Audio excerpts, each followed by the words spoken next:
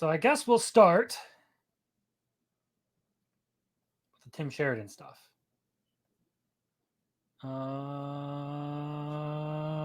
Here we go.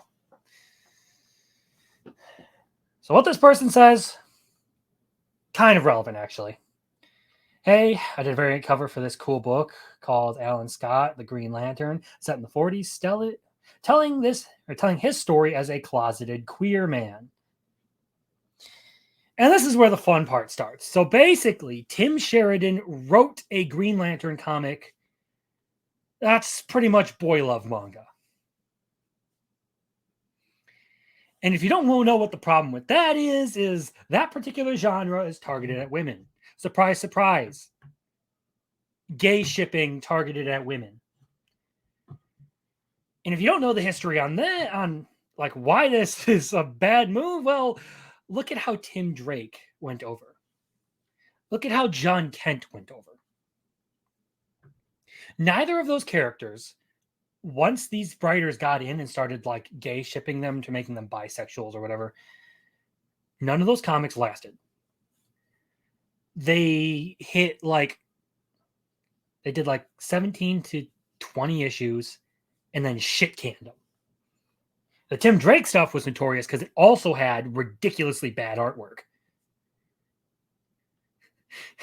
That's coming from a guy who can't draw. This gets even more interesting, though, because on top of just being the fact that Sheridan wrote this story to basically make it a queer representation sort of politics move, something to like preach at people, like, look how oppressed everyone was. It was also marketed as an own the haters movement. So this is the actual guy's post, and he has some comments down. He has the whole thing restricted. No one can respond. And already you can tell this dude looks like he enjoys it in the rear. So comics friends, queer friends, allies, I need your help. Please share this and let's work together to deliver CG Comicsgate a big L. That's what he had to say. Hey, I'm Tim Sheridan, writer of DC's Alan Scott, The Green Lantern, and I just opened up a box of advanced copies of issue 1, which look amazing. This is the main cover, which also gets a virgin foil variant, and that's by the great and powerful David Talaski. There's also 2 other amazing. At the very least, I think the covers look kind of interesting. And I'm basing that off the fact, like, if it were a manga, I'd probably pick it up and look at it. Check it out. Not the gay part, but just based off the artwork. It would at least grab my attention. Variants, one by John K. Snyder III, and that looked good. Beautiful portrait by Nick Robles. I am here to ask you a favor. The book comes out next DC Tuesday, October 24th, but already the haters and the queerphobes are out in force, doing everything they can to see that this book tanks. They use code and they make it sound like they have legit problems with a book they haven't read yet. But the truth is, they just don't like that there's a queer hero in the... Do people ship Tim and John? No. So basically what's that is, they turned Tim Drake Robin gay, gave him a boyfriend and everything, and turned the Tim Drake Robin comics into basically just a gay shipping romance between Robin and his boyfriend. And then the John Kent stuff gets even funnier because they made John Kent gay, the son of Superman gay, and they gave him a boyfriend whose ability is to phase through reality. So they literally can't kill him. Effectively, it's not that they're shipping Tim and John. It is that they took these characters and sort of hijacked them to preach a diversity message. And look, I've never given a fuck whether you ride rockets or slam clams. But please, if you're going to do something like this, go make an original character. Like Licorice Recoil. People love that show. Everyone loved Chisato because she was fucking fun. I probably should have phrased that better. She was fun. She was lively. She was a very likable character. It wasn't just, oh, well, I'm gay, therefore you should get in on this. That was a side issue. She had her whole character arc, basically like knowing she's going to die by the age of 18 and still living life to the fullest and all of that, and like not letting it get her down. And yeah. Licorice Recoil summed up in one sentence: lesbian schoolgirl assassins. There you go. But this idea that, back to what I was saying, now that I've circled all the way back around, this idea that just because people don't like your queer character, or people, sorry, I should phrase that better. The idea that people don't like your queer character just because they're queer is utter bullshit. They hate it because you're in there hijacking their favorite things to try and preach your own agenda. You're not out here actually telling a good story people want. What you have sold this on so far is the idea that it is gay Green Lantern in the 40s being a closeted queer person, and that you should buy it because people you don't like hate it. The upper ranks of the DCU. The only way we can shut these people down is to make this book an undeniable success. The only way to prove to all the big publishers that there's a huge market for authentic stories about LGBTQIA plus characters. But there's not. And this has been proved time and time again. When you take characters and you try to retroactively make them diversity characters, their sales fall off.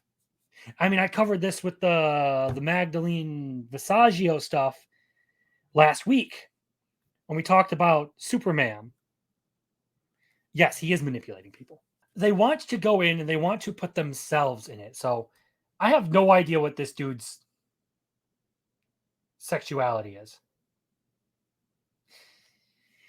But I'd be willing to put money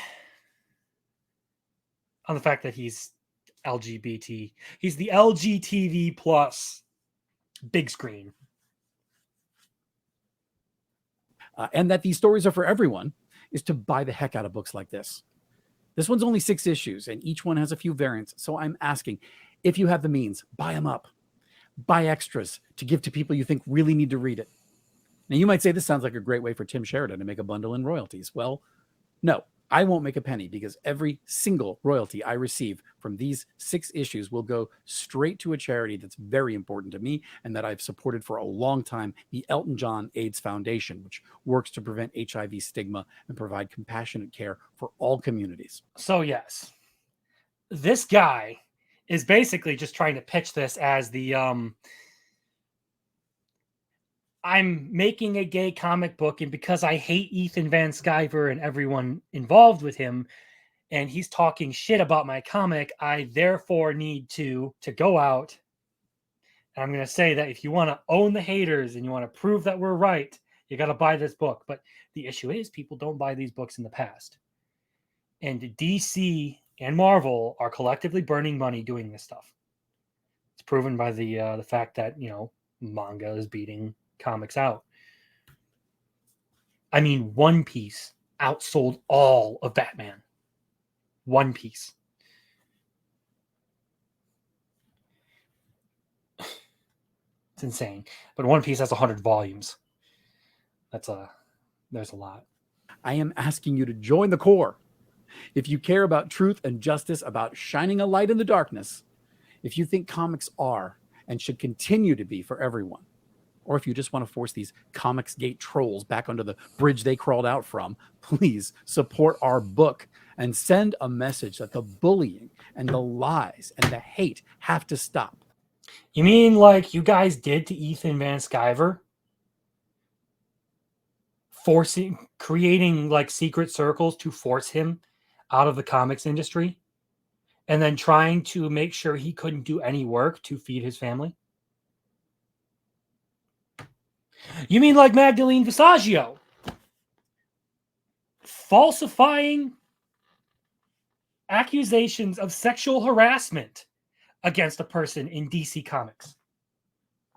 That's not bullying.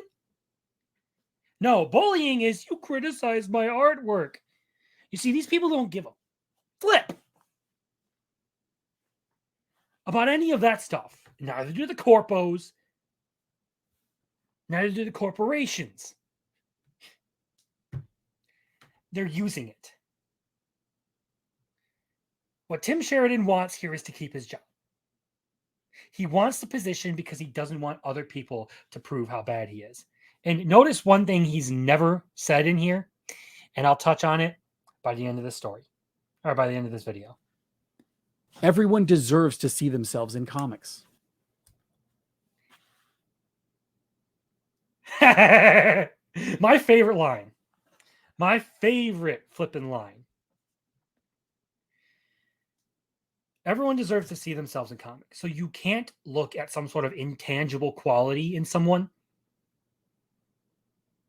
You can't see yourself in that. You can't say, I don't look at a character and be like, I want to be like that. I want that persistence. I want that determination. I want that heroism, that courage, that strength of character. One of my favorite characters of all time is Nothing Like Me. At least physically. I don't see myself in him. Subaru Natsuki from ReZero.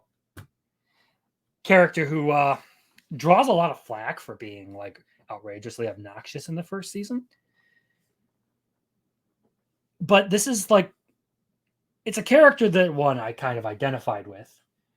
And two, a guy who literally suffers through hell repeatedly because of the powers he's been cursed with. Having to watch the people he cares about die over and over and over and over again.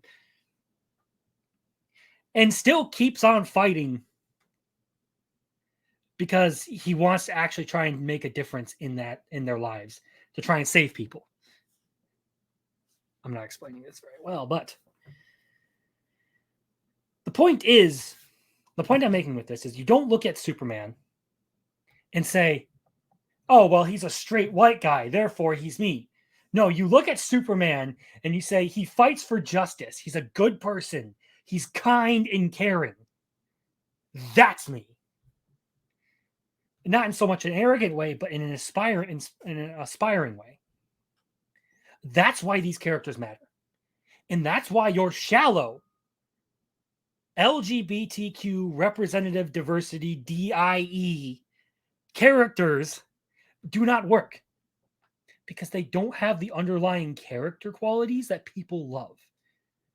The fact is, Batman the Animated Series isn't fantastic because Batman is a straight white guy. In this series, Batman is the best I have ever seen him. This is a guy who, like, in spite of the things you might not like about him, you can respect the fact that he's dedicating his life to making the lives of everyone in the city better so that they don't have to go through what he went through. And now you read stuff like Batman 137, where basically Batman's the root of all evil because he doesn't give all his money away. And because he arrests people for committing, or he stops people from committing crimes, and therefore they then have to commit more crimes. Yes, this is exactly the case. They are shallow people. And if you need a mirror to see yourself in a character, you're a shallow, egotistical, narcissistic, arrogant piece of work. That's what you are. Yes, the latest Batman comics. I actually went over them a bit on my channel here. Basically, Catwoman rounds up all the henchmen in the city and forms like a henchmen's union that only robs rich people because that's acceptable. And when Batman goes to stop said criminals from robbing people and committing crimes, all of his sidekicks turn on him. And they go and they help Catwoman and try to protect actual criminals. And he beats the shit out of them. All of them at once. And it was only Damian Wayne who knew like, yeah, y'all are being stupid. So they basically like strip away everything that is Batman. Everyone needs allies. And if you're an ally, now is the time to step up. We outnumber them. So let's pool our power, vote with our wallets, and It's not the beat black these one. assholes. Selena Kyle is like Add as many of Hispanic or something like that. I don't know. Alan Scott, the Green Lantern, to your pull list. She's a white today. Hispanic. Pick them up in store next week, Tuesday the 24th. Thank you so much. Okay, so we're done with this guy's pitch. And you know what the one thing it didn't include was? A talk about quality. It never came up. It was never, this is a good comic. I put my heart and soul into this. I wanted to tell a good story. One that readers will love. No, the whole pitch was, it's gay, own the haters, everyone should see themselves. And he blocked the comments. But he has some of his own here. I don't know if you can see this. Let me see if I can make this bigger. There we go. That'll work for now, I guess. So basically, we have here, for you innocents wondering what CG is, they're a hateful group of misogynist, queerphobic, racist a-holes who actively work to take down comics with any hint of diversity. They deserve a big loss. That would be the L mentioned. Because this guy.